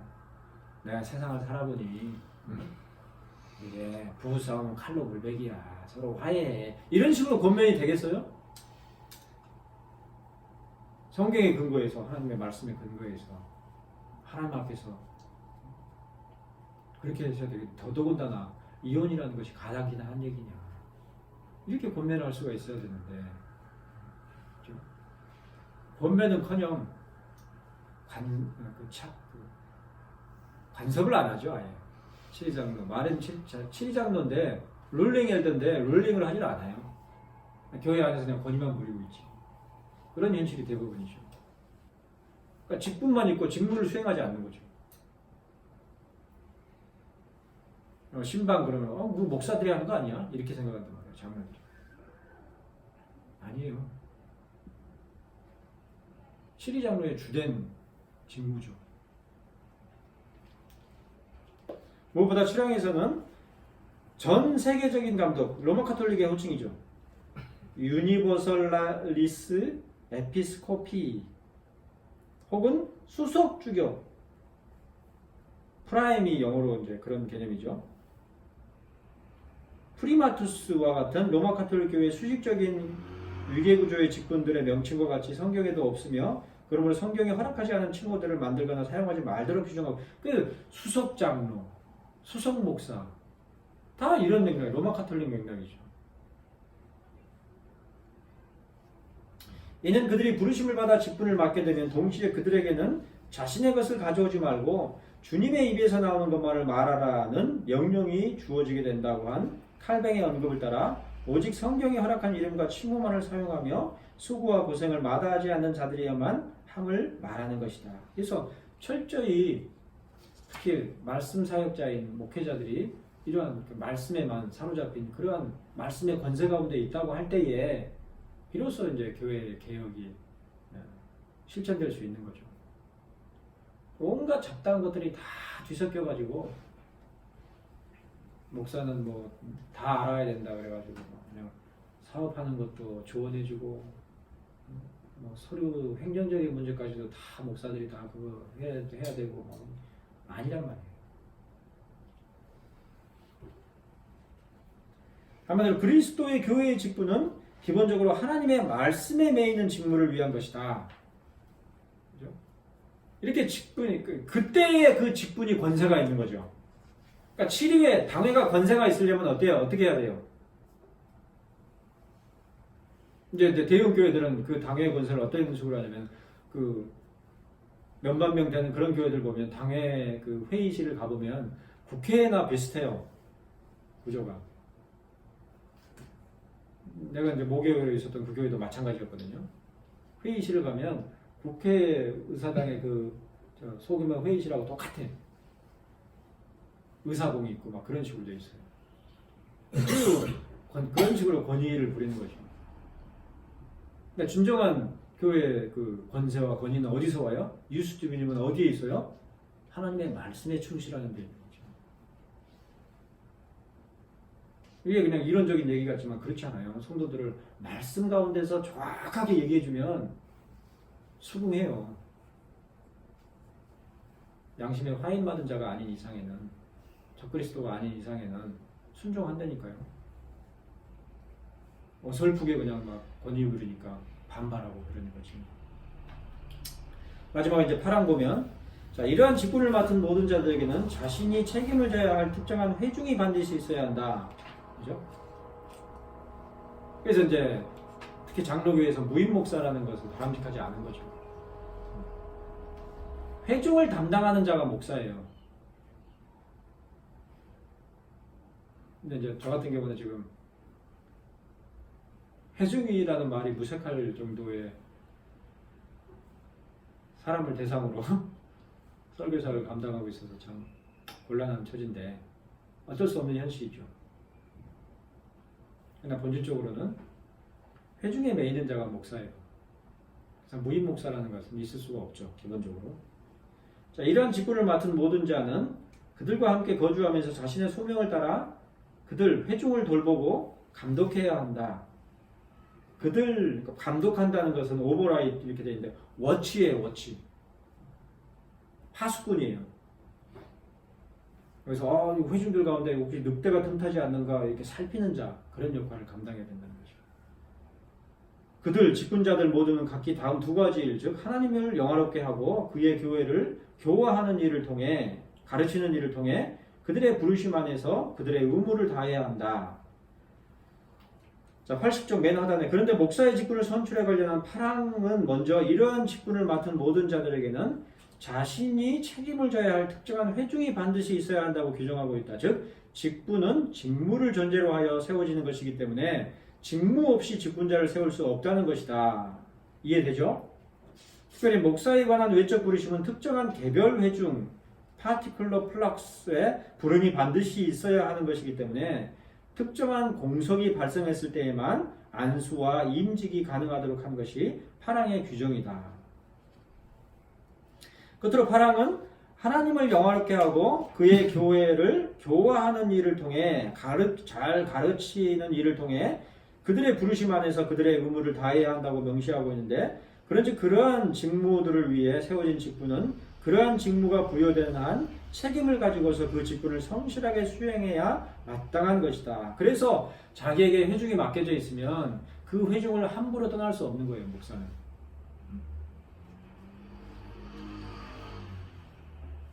오늘날 장로교회에서도 일반적으로 퍼뜨려져 있는 그 안식년 제도라는 것도 한번 잘 생각해 봐야죠. 물론 이제 회중들이 다 동의를 해서 목사님들은 너무 육체적으로 또 영적으로도 좀 쉼이 필요하신 것 같습니다. 이렇게 하는 경우도 있겠지만 보통은 그게 마치 연월차 쓰듯이 그렇게 하는 예들이 있거든요. 조심스럽죠. 회중도 아니 왜 이런 얘기를 하냐면 그런 예가 많아요. 아니 그러면은 성도들은 안식년 없어요? 그잖아요. 아니 이 얘기를 내가 생각한 게 아니고 직접 들은 얘기예요. 어느 장로교회 제가 섬겼던 교회 그 여집사님이 2번이나 챙겨 먹었던 말이 좀 그런데 담임 목사가 오셔가지고 7년 될 때마다 안식년을 간대요. 근데 이제 첫 번째는 맨날 그랬으니까 뭐 별 의식 없이 그랬는갑다 그랬는데 2번째 또 간다 그러니까 그럼 우리는 쇠 빠지게 교회 직장생활 하면서 교회 와서 또 봉사하고 그래도 한 번도 그런 게 없는데 20년이 넘도록 안식년 같은 것도 안식년은 그냥 안식월도 없는데 안식주도 없는데 할 말이 없는 거죠.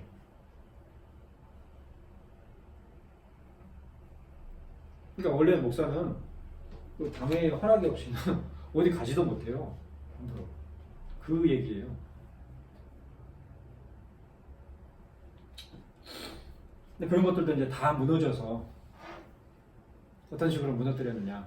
당회를 장악해버려가지고 내 한마디면 그냥 통보만 하면 되죠. 이번 주 일정 한 달 동안 자리를 비워야 되니까 노회도 믿을 수 없어요. 내가 아는 목사한테 얘기해놨으니까 그 양반이 한 달 동안 대신할 거예요. 그렇게 알아요? 아 그래요? 그런 식이죠.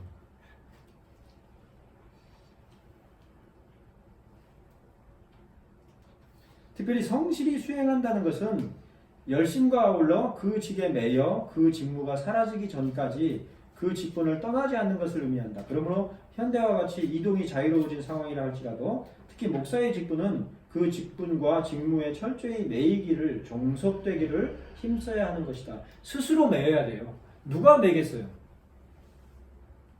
억지로 매이는 순간 스트레스가 생기죠. 그러니까 누구보다도 이 제2치서를 목사가 잘 숙지를 해서 자기 스스로 매야죠. 당이가 목사님 좀 이번 7년차 되셨으니까 안식년 쓰세요. 그래도 주님의 사역자에게 무슨 안식년이 있습니까? 이렇게 얘기하는 목사들이 좀 많아야 되는데 옳다구나 하고 그냥 덥석 문단 말이에요. 어떤 일이 벌어지느냐. 10중 8구 그때 문제가 생기죠. 교회에 어떤 분란이 생기기도 하고 어떤 교회는 심지어 교인들이 쪼개지기도 해요. 그 기간에. 그러니까 실천적 의미로 봐도 굉장히 좀 그런 부분 조심스럽죠. 그렇다고 해서 불가하다 또 그렇게만 볼 수 없죠. 이를테면 이제 나중에 후반부에 나오는데 목회자가 병이 걸렸어요. 그럼 어떻게 해야 되겠어요? 쉬어야죠, 충분히. 근데 쉬는 동안에 뭐 한 달이면 될 줄 알았는데 6개월이 걸렸어요. 그러면 이제 실제적으로 어떤 예가 있냐면 자리가 없어져 버려요. 당회가 결정해가지고 다른 목사로 세우고 그런 예도 있어요. 그렇게 하지 말라고 이 스포츠는 제2질에서 나와요. 심지어는 목사들이 그냥 누구 아픈 목사 없나 호시탐탐 노리죠. 무인 목사들이 가지고 아픈 목사에 되면 복음이 들리는 거죠. 그래가지고 그냥 이제 자리 하나 잘하면 만들어지겠는데 작업해가지고 꿰차는 그런 예들도 있는데 칼빈은 뭐라 그랬어요? 칼뱅은 그런 예에 대해서 그는 목사가 절대 해서는 안 되는 용서받을 수 없는 범죄예요. 다른 목회직을 탐내는 것에 대해서 4명은 심각하게 경고를 했어요. 근데 심각하게 오늘날에는 위배되죠. 그런 일들이 많죠. 하여튼 파랑에서 볼 때에 그리스도의 교회 직분은 직무를 위한 회중이 없이 따로 존립할 수 없다. 그래서 회중을 섬기는 자가 제2치리서에서는 목사라고 얘기한다. 그리고 마찬가지로 장로나 집사도 마찬가지다.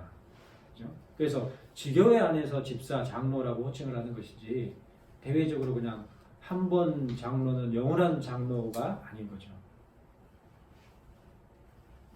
자, 오늘은 여기까지 살펴보겠습니다. 다음 주에 이제 지교회 직분을 맡은 자 그리고 목회자, 이제 목사에 대해서, 그 다음에 치리장로에 대해서, 그 다음에 집사에 대해서 이렇게 쭉 설명이 되고 그 이외에 또 이제 교회 정치에 대해서 설명하고 있는 것이 제2치리서 이제 순서거든요. 혹시 질문 있으세요? 아까 그 외적 소명 이야기하시면서 내적 소명은 검증할 수 없는 것에 가깝다 그런 경우가 많다 하는데, 근데 그 객관적으로 검증할 수 없는 내적 소명을 어떻게 보면 굉장히 중요한 기준으로 이제 입학 기준으로 신학교 학교 때 삼는 경우가 상당히 많이 그죠. 있는 걸로 아는데, 사실 저도 그 대답 못해가지고 총시에 2번이나 떨어졌는데 그러니까 솔직하니까 그러죠. 좀 그런 거 부담 해가지고 예 이래야 되는데 솔직하게 아니 제가 뭐 없는 것도 아니고 그걸 제가 함부로 말하기가 힘들어서 잘 모르겠는, 그게 뭐 그렇게 이제 그러니까 소명이 없게 보이니까 떨어지는 거죠. 첫째 떨어져가지고 둘째 갔을 때 이제 또 그러길래 제가 근데 교수님 그래서 함부로 천거하지 않는 거죠. 추천서를 함부로 써주지 않는 거죠 원래는. 네, 뭐 우리는 추천서 불받았다고 추천서 써달라고 그러면 그 거부하는 목사가 어디 있어요? 다 써주지. 그래서 그 둘째 가가지고 또 그러길래 막 원하기는 소명식 없어주고 그러길래 막 이 학교는 막 우리 학교는 막 반드시 목사가 되겠다는 소명식 춘천 사양 절대 뽑을 수 없다. 그러길래 교수님 제가 1년 동안 알아본 바에 의하면 그렇게 소명식이 하나님으로 본 소명식이 따로 들어와놓고는 학교 졸업하고 딴 거 하는 사람들이 그렇게 많다면서요. 어떻게 된 겁니까? 하나님이 실수로 소명 잘못 주신 것도 아닌데 그럼 뭐 어떻게 된 겁니까? 그거는 네가 신경 쓸 바가 아니라고 막 그러고 가보라고 막 하는데 진짜 부들부들하면서 이제 완전 그 신발에 먼지를 떨어버리고 나왔었는데 의외로 어째 썩까지 쓰시네. 원래 소신이니까. 제가 그래가지고 진짜 저희 목사님한테 외적 소명 받기 전까지는 한 2학년 때까지 계속 그것 때문에 고민을 했거든요. 교수님한테 물어봐도 명확하게 답을 이제 그거는 결국 이제 자기 확신에 가까운 그런 거라고. 물론 이제 지금 제가 나온 신학교에서는 이제 똑같이 이야기해도 그냥 일단 들어와 보고 지켜보자 이런 식으로 학교 시켜줘가지고 당연히 그렇죠. 학교가 되는데. 근데 지켜보느냐 말이야. 네. 지켜볼 시간이 어디 있어? 잊혀져 버리지. 근데 한 반년 지난 다음에 방학 1학년 그 여름에 그 언어 수강하는 거 있잖아요. 히브리 끝날 때쯤에 저를 이제 불러가지고 뭐 학교 생활 어떠냐고 막 물어보더라고요. 모르는 분인데. 좋은 교수님이네요. 근데 이제 그분이 알고 봤더니 이제 그때 저 면접 볼 때 계셨던 분이라고. 저는 이제 잊고 있었는데. 그래가지고 양심적인 교수님이시네요. 그때 이제 막 김병현 교수님도 그 중에 한 명이었는데, 근데 그 두 분은 저를 수상한데 좀 이상하다 떨어뜨려야 되는 거 아닌가 했는데 그 미심 적었는데 기간에 계신 여자 교수님이 저를 일단 붙여봅시다 해가지고 그래서 김병현 교수님 나그네 교회 다 나그네 만들려고. 그래서 그걸 제가 그때 떨어지고 나서 막 좀 그랬던 게, 그게 진짜인지 아닌지 검증할 만한 그게 영상도 없으면서. 그러니까 그 검증을 원래는 신학교가 하는 게 아니고 당회가 하는 거고, 신학교는 위탁 받아서 잘 양육할 교육시킬 뿐이고, 그리고 그 신학교보다도 사실 노예가 해야 되는 건데 그런 기능들이 오늘날은 다 우리 장로교회는 없고 신학교가 다 부담하는 식으로 돼 있죠. 앞으로 잘하시라고 지금 배우시는 거예요. 그러니까 그게 잘못된 게 뭐냐면, 신학교에서 교수가 면접 시간에 그 내적 소명을 물어본다는 것 자체가 잘못된 거죠. 왜냐면 당회가 추천을 하고 노예가 추천을 해서, 아니면 합심 같은 경우는 목사 두 사람이 추천을 해서 입학시험을 보게 돼 있는 건데, 이미 그 자체가 외적 소명이 하긴 된 거거든요. 그러면 그 내적 소명에 대해서는 묻지 말아야 되는 거지. 근데 그 면접 과정에서 너 목사 될 소명이 있어 묻는다는 것은, 누가 그걸 대답할 사람이 누가 있어요. 그리고 설령 내가 예를 들어서 나 있다라고 그러면 본인들이 뭘로 근거해서 판단할 거예요. 그건 말이 안 되는 거죠. 그 자체가 잘못된 거죠. 그 물어보는 사람 이름이 뭐예요? 내가 가만 안 둘 테니까. 그 이상원 교수? 아니 실명을 걸으면 큰일 났다 이제 총 5명인데 6명이구나. 전화 온다 이제 벌써 이제 아, 이거 성인자 목사님 저거 올리는 순간 이제 연락 온다. 이야기하려면 진짜 한참 걸린다. 아, 아니에요. 더 열심히 아마 앞으로라도 다 정말 그 그거에 인연에 대한 걸친 그 신중을 그러니까 기울여서 그런 말씀하신 그런 것들이 우리나라에 아직 정착이 안 돼서 그래서 아직 그런 허점을 보이는 거죠. 이제 나중에 이제 본인이 혹시 뭐 신학교 교수가 된다거나 아니면 노회에 이제 중요한 어떤 역할을 한다 그럴 때는 그런 걸 기억을 해놨다가 개혁해 나가야 되는 거죠. 그게 개혁자지. 그죠? 뭐 개혁 신학을 알고 있다고 개혁자가 아니고 실천을 해야 개혁자죠. 교회 다닐 때 목사님들이 하도 겁을 줘가지고 송영일 씨는 하나님 주신 거라고 우리가 함부로 판단할 게 아니라고. 방언 받아야 된다고 또 그런 얘기는 안 그런 들어봤어. 이상한 안 거 들어봤어. 신학생들은 방언 받아야 된대. 방언 받았어요 나도.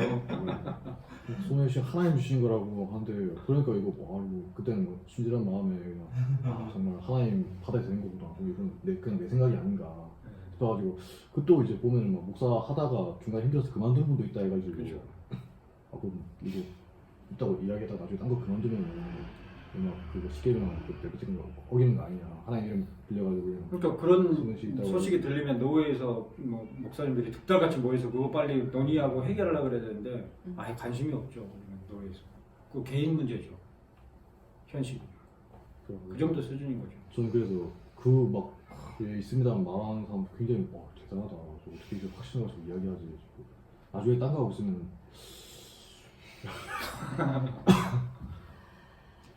두 사람은 뭐 잘 듣기만 해요. 이걸 잘 실천해 다스림을 받는 교회를 잘 드러내는. 질문이에요. 네. 만약 교회가 2인당이면은 뭔가 결정을 하는데 좀 어려움이 있잖아요.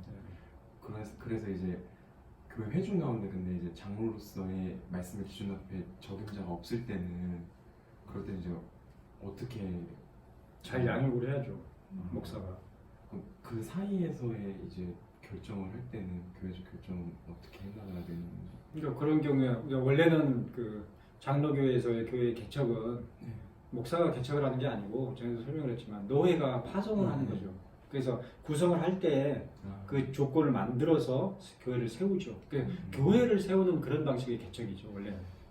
근데 우리 한국교회에서는 목사가 그냥 자기가 전세금 빼가지고 그거 가지고 개척하고 맨땅에 헤딩하고 저도 그랬으니까 시행착오를 겪고 그런 현실이죠. 지금까지는 뭐 그렇게 해서 깃발만 꼽아도 천막만 펼쳐도 사람들이 막 모이고 그런 시대가 있었는데 지금은 그런 시대가 아니라서 다 10중 8구 열의 9은 붕괴되죠. 그리고 이제 얘기했던 질문했던 그런 문제가 잠깐 발생하는 거죠. 교회로 세워지기 전까지 어떻게 해야 되느냐. 그러니까 뭐 10수년 목사가 혼자 그렇게 독단으로 해오다 보면 그게 습관이 돼가지고 나중에는 그걸 못 버리는 거죠. 회중이 모여도 자기 혼자 독단으로 하려고 의사결정을 자기가 다 하려고 그러고 그게 습관이 돼가지고 장로도 안 세우고 그런 폐단들이 지금 다 벌어지고 있는 거죠. 이 정도로 봅시다. 기도하고 마치겠습니다. 아버지 하나님 긴 시간 동안 하나님께서 이미 역사 가운데 소중하게 남겨주셨던 그런 제2주기서의 문맥들을 살펴볼 수 있게 해주시면 감사하고 또 이 내용들을 우리가 마음 가운데 잘 담고 또 각자에게 맡겨진 그런 직무를 따라서 또 역할들을 따라서 그런 개혁의 자세를 잘 유지할 수 있도록 또 실천할 수 있도록 하나님께서 은혜를 덧입혀 주시고 특별히 오늘날 이 시대 가운데 한국의 장로교회들 가운데 하나님 아버지의 은혜를 더욱 베풀어 주시어서 그러한 장로교 정치의 개혁이 온전히 실천되며 구현될 수 있도록 은혜로 역사하여 주시옵소서. 미약한 모습이나마 하나님께서 은혜로 사용하시기를 구하오며 예수 그리스도의 이름으로 기도하옵나이다. 아멘. 네, 수고하셨습니다.